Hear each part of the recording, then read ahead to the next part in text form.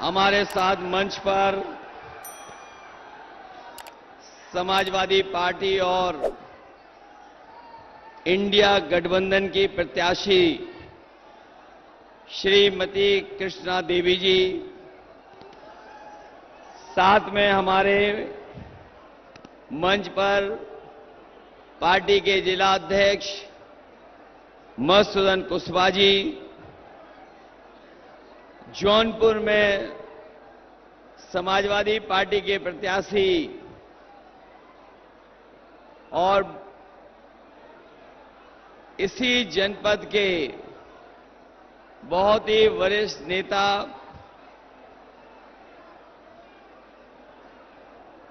बाबू सिंह कुशवाहा जी, मंच पर उपस्थित पूर्व सांसद राष्ट्रीय महासचिव विशंबर प्रसाद जी, हमारी पार्टी के विधायक विशंबर सिंह यादव जी, पार्टी के विधायक अनिल प्रधान, जिला अध्यक्ष चित्रकूट समाजवादी पार्टी शिवशंकर यादव जी,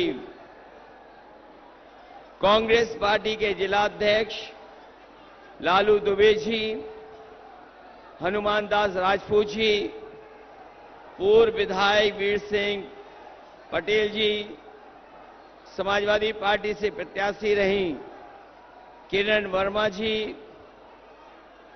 कुशल पटेल जी,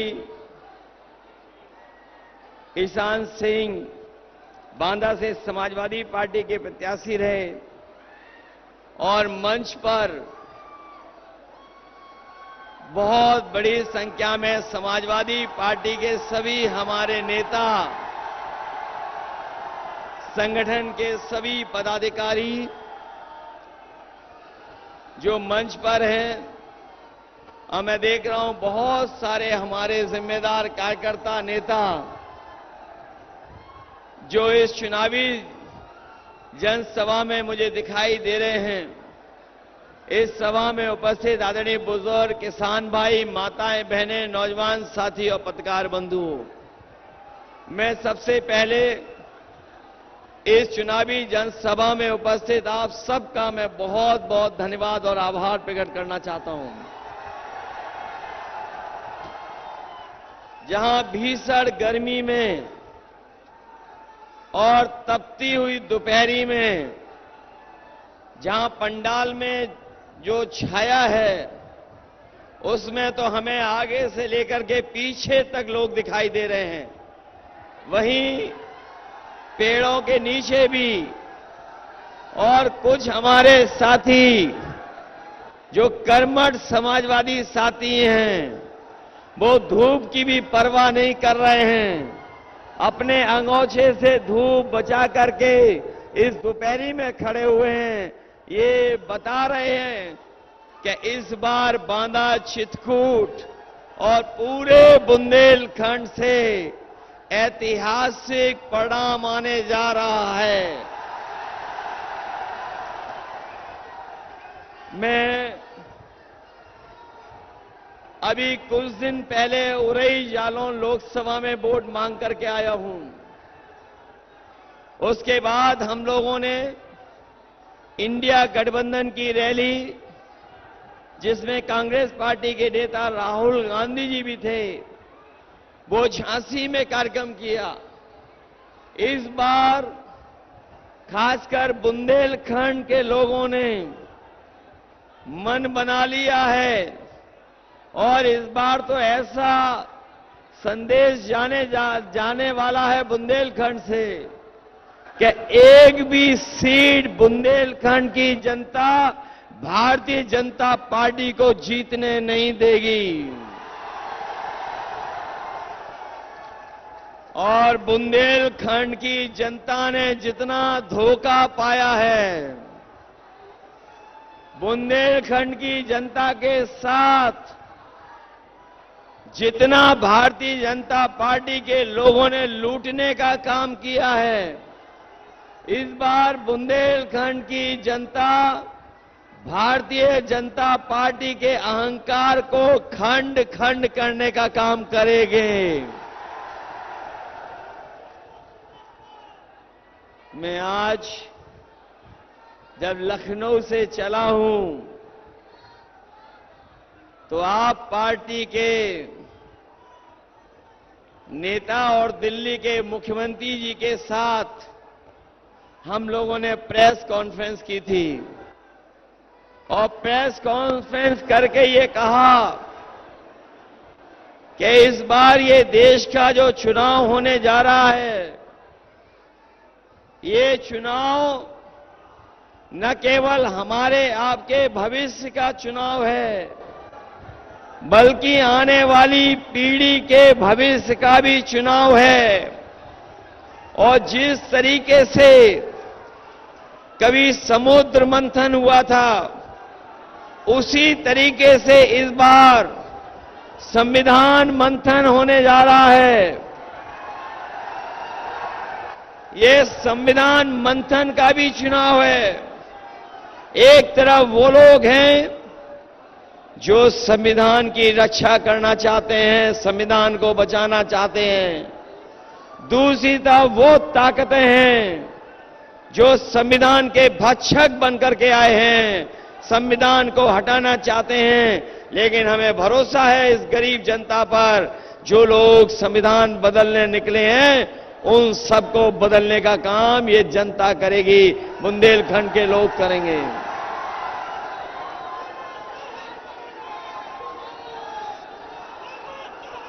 ये 4 चरण का चुनाव हो चुका है। 4 चरणों का चुनाव हो चुका है। अगले चरण में आपको मतदान करना है। जो 4 चरण के वोट पड़े हैं, उसमें भारतीय जनता पार्टी चारों खाने चित्त हो गई है। और आपने देखा होगा कि अब तो आंसुओं की नदी भी बहने लगी है। और सुनने में ये भी आ रहा है कि न केवल खतरे के ऊपर बह रहा है आंसुओं का पानी, बल्कि इस बार जनता इनका हिसाब किताब करने भी जा रही है। क्योंकि 10 साल दिल्ली के सरकार के और 7 साल उत्तर प्रदेश की सरकार का हिसाब किताब लेना है। ये केवल दिल्ली के 10 साल का हिसाब किताब नहीं लेना है, दिल्ली के 10 साल और उत्तर प्रदेश की सरकार के 7 साल का हिसाब किताब लेना है। बताओ हमारे बुंदेलखंड के किसान भाइयों, इन्होंने वादा किया था कि किसानों की आय 2 गुनी हो जाएगी। किसी भी किसान भाई के फसल की पैदावार की आय 2 गुनी हो गई हो तो बताएं हमें किसान भाई। और जिस तरीके से लागत बढ़ी है, महंगाई बढ़ी है, बताओ डीजल, खाद, कीटनाशक दवाइयां और जीएसटी लगा करके हमारे किसानों की हर जरूरत की चीज इन्होंने महंगी कर दी। न केवल महंगाई बढ़ाई इन्होंने, हमारे किसान भाई जानते होंगे, इन्होंने खाद की बोरी से भी चोरी कर ली। खाद की बोरी से चोरी, और केवल 5 किलो नहीं, अब तो 10 किलो की चोरी कर दी। बताओ 10 किलो की चोरी हो गई कि नहीं हो गई? ये वही भाजपाई हैं जिन्होंने हमारे किसानों को जबरदस्ती नैनो यूरिया भी खरीदवा दी, और नैनो यूरिया खरीदवा करके इन्होंने कहा था कि किसानों की पैदावार बढ़ जाएगी। डीएपी तभी मिलती थी जब आप नैनो यूरिया खरीदते थे, लेकिन आज न नैनो यूरिया ने फसल की पैदावार बढ़ाई, न किसानों की खेती में सुधार लाए, न उनकी पैदावार बढ़ी। और सुनने में तो आ रहा है कि जिस तरीके से बड़े बड़े उद्योगपति बैंकों का पैसा लेकर के भाग गए थे भारत छोड़ करके, ये नैनो यूरिया बनाने वाले भी भारत छोड़ करके चले गए हैं।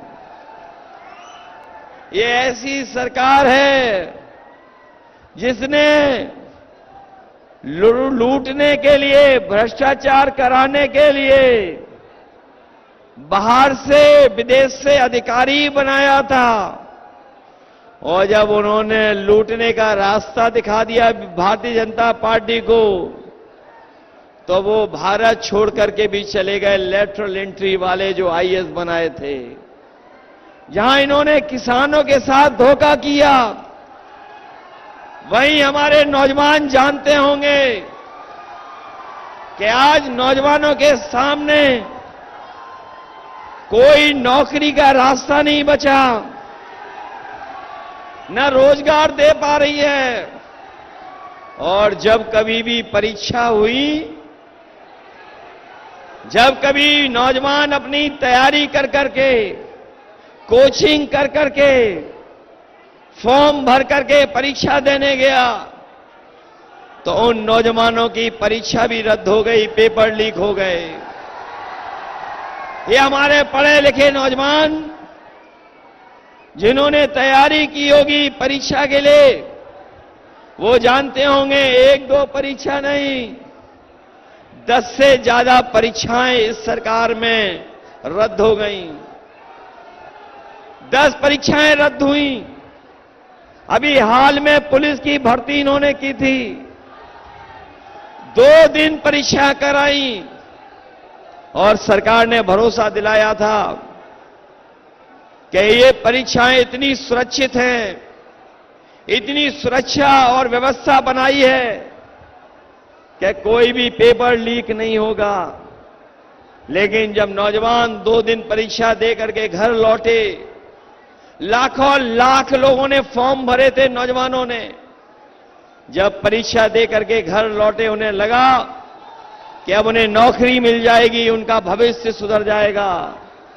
लेकिन जब घर लौट करके आए तो पता लगा पुलिस की भर्ती वाला भी पेपर लीक हो गया। याद रखना नौजवानों, ये पेपर लीक नहीं हुए, पेपर लीक कराए हैं सरकार ने। और पेपर लीक इसलिए कराए हैं क्योंकि इन्हें नौजवानों को नौकरी न देनी पड़ जाए। केवल नौकरी का सवाल नहीं, उसके साथ साथ आरक्षण का भी सवाल है। बीजेपी के लोग जानते हैं कि अगर सरकारी नौकरी देनी पड़ेगी तो हमारे पीडीए परिवार के लोगों को आरक्षण भी देना पड़ेगा। इसलिए जानबूझ करके इन्होंने पेपर लीक कराने का काम किया है। और पेपर लीक और परीक्षाएं रद्द होने की वजह से उत्तर प्रदेश के 60 लाख नौजवानों का भविष्य अंधकार में डाल दिया।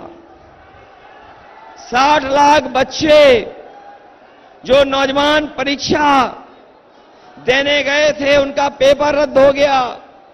ऐसे 60 लाख बच्चे हैं उत्तर प्रदेश के। और अगर इन्हीं 60 लाख बच्चों का हम मां बाप को भी जोड़ दें एक परिवार के, तो 3 एक परिवार के लोग इस सरकार से नाराज हैं। और अगर 60 लाख का हिसाब जोड़ दें तो पूरे उत्तर प्रदेश में 1 करोड़ 80 लाख हैं जो इनसे नाराज हैं। और 1 करोड़ 80 लाख लोगों जो नाराज हैं, उनका अगर 80 से भाग दे दें, 80 लोकसभाओं से, तो हर लोकसभा में 2,25,000 वोट भारतीय जनता पार्टी का कम हो गया। बताओ बचेंगे कैसे ये लोग? बताओ, जिस पार्टी के एक लोकसभा में 2,25,000 वोट कम हो जाएं, वो लोकसभा में बचेंगे कैसे? और जिस पार्टी के लोगों ने फौज की नौकरी भी आधी अधूरी कर दी हो, ये अग्निवीर में, ये आ गई अधूरी नौकरी अग्निवीर में, ये जानबूझ करके इन्होंने अग्निवीर नौकरियां, जो फौज की आधी अधूरी नौकरी की तैयारी की है, और वो इसलिए की है, वो जानते थे कि फौज में हमें, अरे गांव गरीब किसान के परिवार के बेटे ही फौज में जाते हैं, और जब फौज में एक परिवार का कोई सदस्य चला जाता है तो उस परिवार का पूरा आर्थिक और सामाजिक स्तर बेहतर हो जाता है। हमारे फौज के जवान खड़े हैं, इन्होंने सेवा दी है फौज को, 30 साल की, 30 साल, 20 साल, 25 साल की सेवा दी इन्होंने फौज में, तब रिटायर होकर के आए, इन्हें सम्मान मिल रहा है। ये अग्निवीर वालों को कोई सम्मान नहीं मिलना है, सुविधा नहीं मिलनी है, और अगर अग्निवीर वाले शहीद भी हो जाएंगे सीमा पर, तो उनको जो आखिरी समय पे सम्मान मिलता है, ये सरकार वो भी सम्मान नहीं देने जा रही है। वो सम्मान, वो फैसला अगर किसी ने लिया था तो हमारे आपके नेताजी ने लिया था कि अगर सीमा पर कोई भी हमारा जवान शहीद हो जाएगा तो उसका अंतिम दर्शन के लिए पूरे सम्मान के साथ उसके घर परिवार के बीच में लाया जाएगा। लेकिन अगर अग्निवीर शहीद होगा तो उसे ये भी सम्मान नहीं मिलेगा। इसलिए अपने नौजवानों को हम कह के जा रहे हैं, अपने तमाम फौजी भाइयों को कह के जा रहे हैं, 4 जून के बाद सरकार बनने जा रही है, अग्निवीर नौकरी हमेशा हमेशा के लिए खत्म हो जाएगी। ये अग्निवीर वाली हमेशा खत्म हो जाएगी। मैं जब अपने खाकी वर्दी पहने हुए भाइयों को देखता हूं, जब मैं अपने खाकी वर्दी पहने हुए भाइयों को देखता हूं, तो मैं उनसे भी कहता हूं कि सावधान हो जाओ, बीजेपी की सरकार आ गई तो अभी तो फौज की नौकरी 4 साल की है, आपकी नौकरी वो 3 साल की कर देंगे।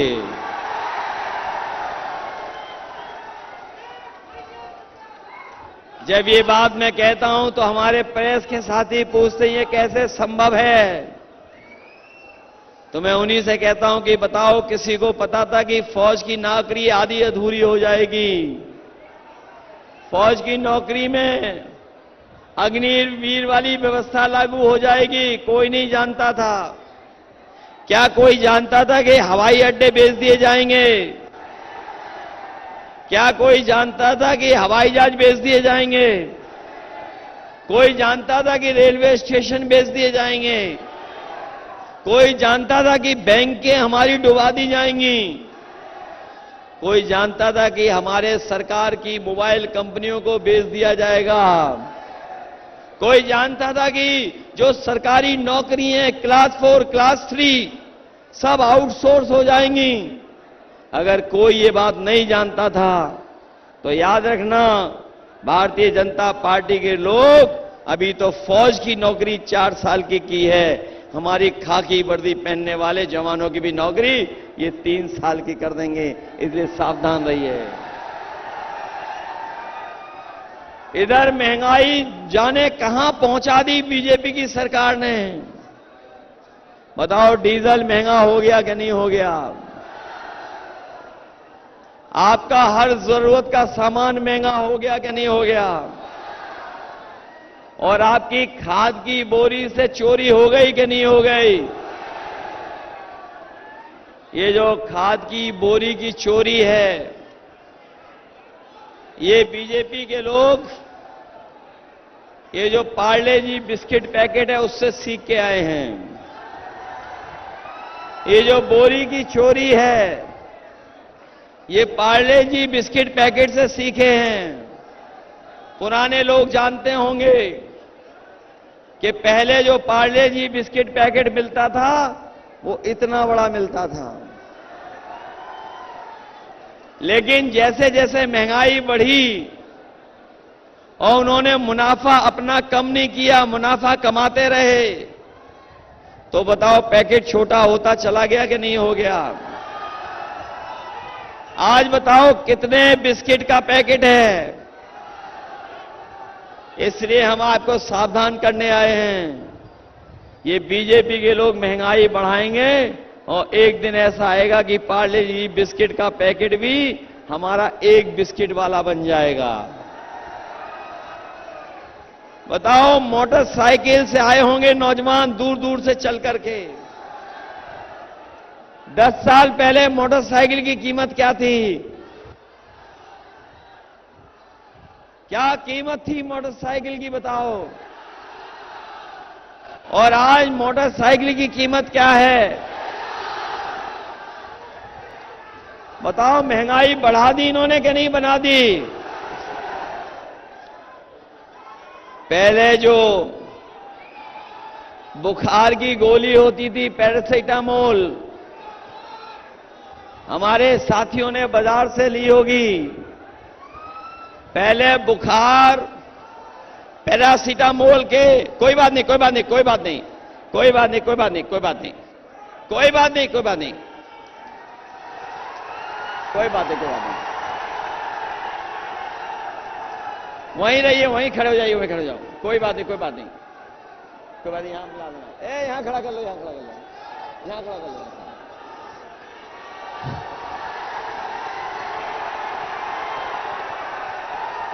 अरे पुलिस के भाई लोग भी अपनी मदद करेंगे, वो जानते हैं सरकार जाने वाली है। और याद रखना, एक वोट से 2 सरकारें जाएंगी,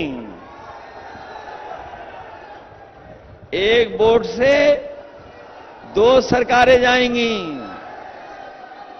बताओ, जहां मैं कह रहा था जब आप बाजार से, रोक लो उसको, रोको रोको रोको रोको, लेके आओ उसको, लेके आई उसको, लेके आओ, लेके आओ, लेके आओ, लेके आओ, लेके आओ, लेके आओ।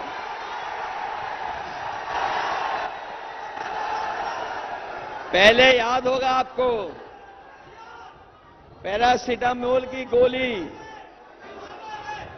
पहले पैरासिटामोल की गोली आपकी 500 ग्राम में ही बुखार ठीक कर देती थी। बताओ, आज आपको 650 mg की डोलो की लेनी पड़ रही कि कहीं लेनी पड़ रही है, और उससे भी बुखार नहीं ठीक हो रहा है। ये जो इन्होंने वैक्सीन में घोटाला किया, हमारे साथियों को याद होगा, बीजेपी वाले कह रहे थे वैक्सीन लगा लो, वैक्सीन लगाओ। बहुत सारे लोग नहीं लगाना चाहते थे, लेकिन इन्होंने अधिकारी कर्मचारी से लेकर के किसी को नहीं छोड़ा, सबके वैक्सीन लगवा दिया। और आज वैक्सीन वाली कंपनी कह रही है कि जो वैक्सीन लगी है हम इस वैक्सीन को वापस ले लेंगे। बताओ, हमें कोई बता दे, जो शरीर में वैक्सीन चली गई उसको वापस कैसे निकालेंगे? बताओ, निकाल सकते हैं क्या वापस? और सुनने में आया है कि जो वैक्सीन लगी है, बिना चेकिंग के जिन्होंने वैक्सीन लगवा दी, उससे कई लोगों को जान का खतरा पैदा हो गया है, जान का खतरा। एक तरफ तो ये जान का खतरा पैदा कर रहे हैं, दूसरे हमारे बाबा साहब भीमराव अंबेडकर जी का दिया हुआ संविधान, उसमें को भी खतरा पैदा कर दिया है। ये लोग संविधान बदलना चाहते हैं, इसलिए आप लोग सावधान होना इस चुनाव में। इन भाजपाइयों ने जो जो वादा किया था, मुझे याद है देश के प्रधानमंत्री जी ने कहा, जब 2022 का चुनाव था, कि हम जैसे ही सरकार बनेगी 15 दिन के अंदर अन्ना जानवरों की समस्या का समाधान कर देंगे। बताओ हमारे किसान भाइयों, गांव के रहने वाले नौजवान साथियों, 2022 से लेकर के 2024 हो गया है। करोड़ों रुपया इस योजना में खा गई भारतीय जनता पार्टी। जो पैसा किसानों के खेतों के लिए आया था, इस भारतीय जनता पार्टी के लोगों ने अपनी जेब में रख लिया। अन्ना पशुओं के अन्ना जानवरों की समस्या का समाधान नहीं किया इन्होंने। हमारे खेत भी सुरक्षित नहीं हैं और अक्सर हमें सुनने को मिलता है कि कोई सड़क से जा रहा था, एक्सीडेंट हो गया, जान चली गई। कोई खेत देखने गया था, वहां जानवर से उसने सींग मार मार करके उसको मार दिया। और उत्तर प्रदेश में लगभग कोई दिन नहीं जाता जिस दिन किसी एक की जान न चली जाती हो। हम अपने किसान भाइयों को कह के जा रहे हैं, ये अन्ना जानवरों की समस्या का समाधान हम लोग करने का काम करेंगे। न केवल अन्ना जानवरों की समस्या का समाधान होगा, वहीं ये पूरा बुंदेलखंड आजादी के इतने दिनों बाद भी प्यासा है। जो पानी का इंतजाम हो जाना चाहिए पीने का, वो भी ये सरकारें नहीं कर पाई हैं।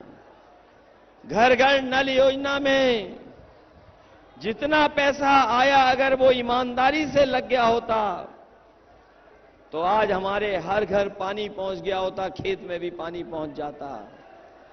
लेकिन बीजेपी वालों ने ऐसा नल का पाइप बनाया है कि हर घर नल नहीं पहुंचा, ना पानी पहुंचा, उसका पैसा पूरा का पूरा अपनी जेब में पहुंचा दिया इन्होंने।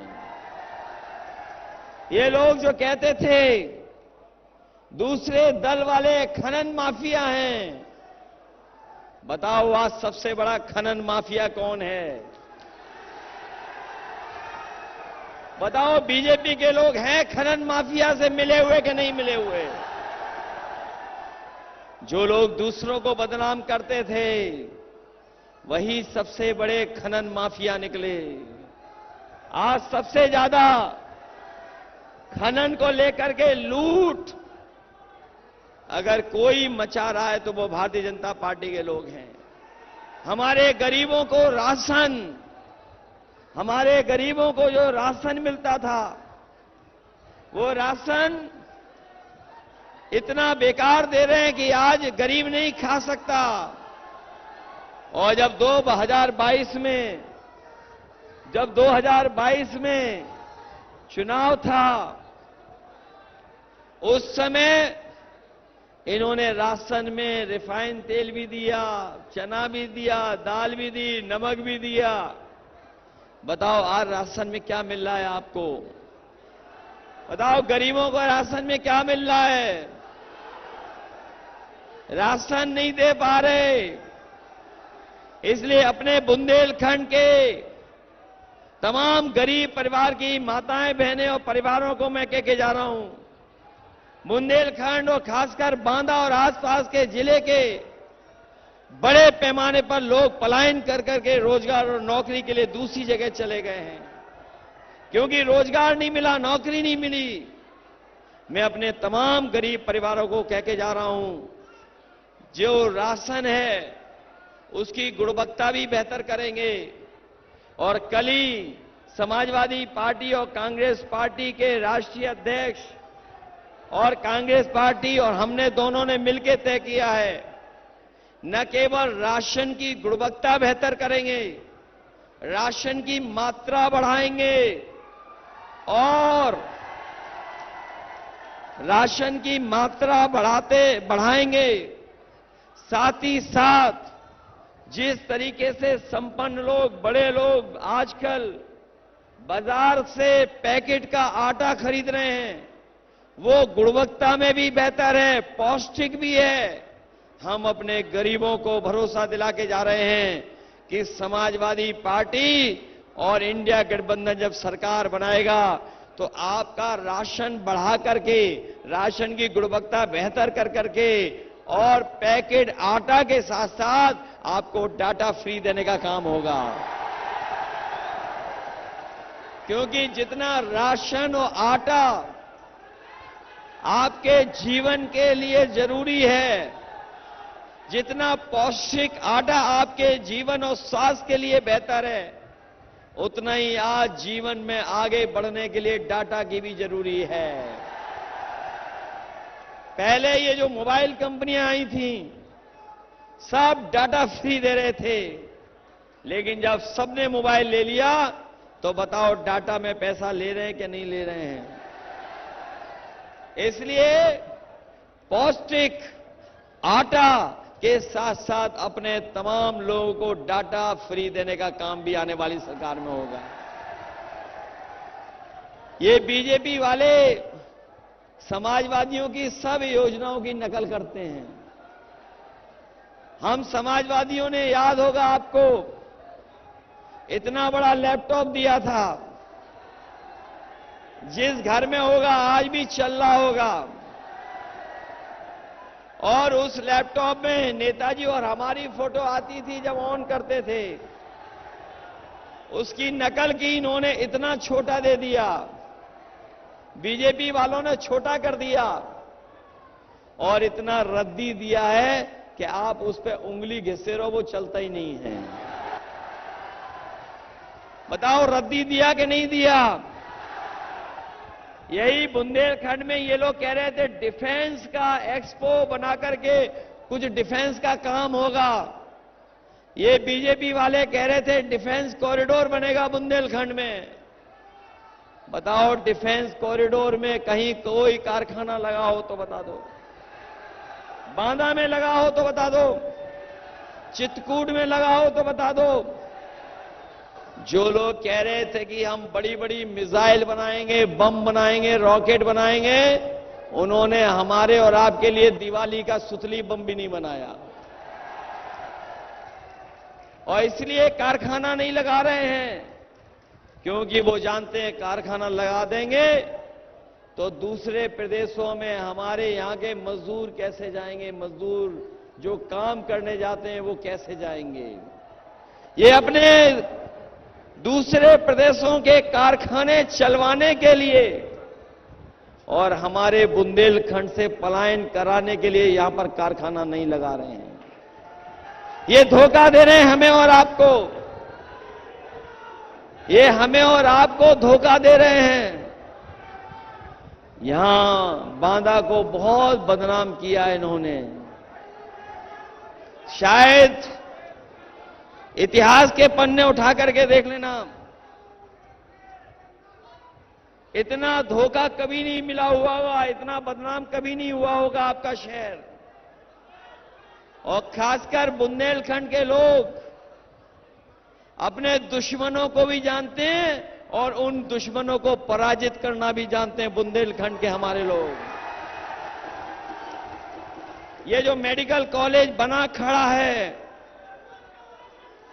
ये थोड़ा बहुत पुरानी सरकार में हुआ था, लेकिन सही मायने में पूरा मेडिकल कॉलेज बना करके अगर किसी ने गरीबों के इलाज के लिए तैयार किया था तो समाजवादी पार्टी थी।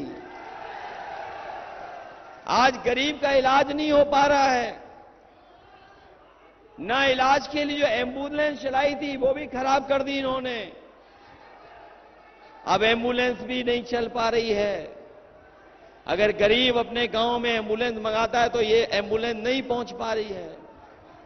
ये 100 नंबर वाली व्यवस्था हम लोगों ने लागू की थी, जो मदद करे हमारे गरीबों की। उस 100 नंबर का भी 112 नंबर कर दिया। और जब से 112 हुआ है, पुलिस के लोग सोचते हैं कि उनको भी अपना रेट बढ़ा लेना चाहिए। जब फोन करके पुलिस पहुंचती है तो दोनों पक्षों से पैसा वसूल लेती है। ये हालत पैदा हो गई है। इसलिए हम आपसे निवेदन और अपील करने आए हैं। ये जो डबल इंजन की सरकार अपने आप को कहते हैं, होर्डिंग भी लगा दिए कई जगह डबल इंजन की सरकार के। बड़े बड़े होर्डिंग लगाए हैं डबल इंजन सरकार ने। उसमें जिसके लिए वोट मांग रहे हैं वो इंजन गायब है पहले से ही उसमें। बताओ, दिल्ली से जो होर्डिंग बन के आया है उसमें जो डबल इंजन है वो गायब है, एक इंजन। और जिस इंजन के लिए वोट मांगना है वो इंजन गायब है ही नहीं होर्डिंग में। बताओ, यहां के इंजन ने क्या दिया है बुंदेलखंड को, बता दो, और बांदा चित्रकूट के लोगों को बताओ। ये जो आपकी बांदा यूनिवर्सिटी बनी, बताओ उसमें कोई पिछड़ा, दलित, आदिवासी नौकरी पाया है? कोई उसमें पिछड़ा, दलित, अल्पसंख्यक नौकरी पाया है क्या? बताओ, आपके हमारे अधिकारों को ये छीन रहे हैं कि नहीं छीन रहे हैं? हमारे आपके अधिकारों को ये कम कर रहे हैं कि नहीं कर रहे हैं? इसीलिए मैंने कहा कि ये चुनाव केवल हमारे आपके भविष्य का नहीं है, बल्कि आने वाली पीढ़ी के भविष्य का भी चुनाव है। ये लोग संविधान को खत्म करना चाहते हैं, संविधान बदलना चाहते हैं। और संविधान इसलिए बदलना चाहते हैं क्योंकि आबादी में जो ज्यादा लोग हैं उनको अधिकार और सम्मान नहीं दिलाना चाहते हैं। इसलिए हम आपसे कह करके जा रहे हैं, इंडिया गठबंधन की सरकार बनेगी तो जाति जनगणना करा करके आबादी के हिसाब से हक और सम्मान दिलाने का काम होगा। न केवल आबादी के हिसाब से हक और सम्मान देंगे, बल्कि जो नौकरियों में संविदा और आउटसोर्स से नौकरी रखी जाती है, सरकार में 30 लाख नौकरियां खाली हैं, उन नौकरियों को भरा जाएगा और आरक्षण देकर के अपने पिछड़े, दलित और आदिवासी भाई बहनों को नौकरी मिलेगी। हमारे किसान भाइयों पे कर्ज बढ़ता चला जा रहा है। इन्होंने बड़े बड़े उद्योगपतियों का तो कर्ज माफ कर दिया, लेकिन हमारे किसानों का कर्ज माफ नहीं किया। जिस समय इन्होंने उद्योगपतियों के कर्ज माफ करने का फैसला लिया, उस समय इन्होंने कहा कि जिनका 5 करोड़ से ज्यादा बैंकों का जिन पर कर्ज है उनका कर्ज माफ होगा, लेकिन हमारे गरीब किसान का तो कर्ज लाखों में है। इन्होंने करोड़ों करोड़ों रुपए वालों का तो कर्ज माफ कर दिया, लेकिन गरीब किसानों का कर्ज माफ नहीं किया। हम अपने गरीब किसान भाइयों को कह के जा रहे हैं, इंडिया गठबंधन की सरकार 4 जून के बाद बनने जा रही है, अपने किसानों का कर्ज माफ करने का काम होगा। जहां कर्ज माफ होगा वहीं हमारे किसान अपने एमएसपी के कानूनी अधिकार के लिए लड़ाई लड़ रहे हैं। कानूनी अधिकार मिल जाए, उनकी फसल और पैदावार की कीमत मिल जाए, ये सरकारों ने नहीं दिया। लाखों लाख किसान आत्महत्या कर लिया। यूपी में सबसे ज्यादा आत्महत्या अगर कहीं करता है किसान तो हमारा बुंदेलखंड का किसान करता है। हम अपने किसानों की मदद करेंगे और उनकी पैदावार को कानूनी अधिकार दिला करके एमएसपी देने का काम होगा, जिससे हमारा किसान और गरीब खुशहाल हो जाए। याद होगा, समाजवादी सरकार में हम लोग गरीबों को समाजवादी पैकेट से घी और दूध का पाउडर दे रहे थे, तालाब भी खुदवा दिए थे, नदियों में पानी का भी इंतजाम कर रहे थे, नहरों से लेकर के सिंचाई का इंतजाम किया था, सिंचाई मुफ्त कर दी थी। आज हमारे बुंदेलखंड में बिजली आना तो दूर, लेकिन हर जगह मीटर लगा करके ये बिजली का बिल वसूल कर रहे हैं। और ये हमारे मुख्यमंत्री जी जो हैं लखनऊ वाले, तमंचा और न जाने कौन कौन सी बातें करते हैं, लेकिन आज भी एक भी बिजली का कारखाना नहीं लगाया। इन्होंने बिजली का मीटर लगवा दिया, बिजली महंगी कर दी, और इतनी बिजली महंगी कर दी कि जब बिल आता है तो हमारा गरीब और किसान को करंट लग जाता है और वसूली के लिए ये लोग पुलिस से एफआईआर करा करके हमारे गरीबों को परेशान करवा रहे हैं।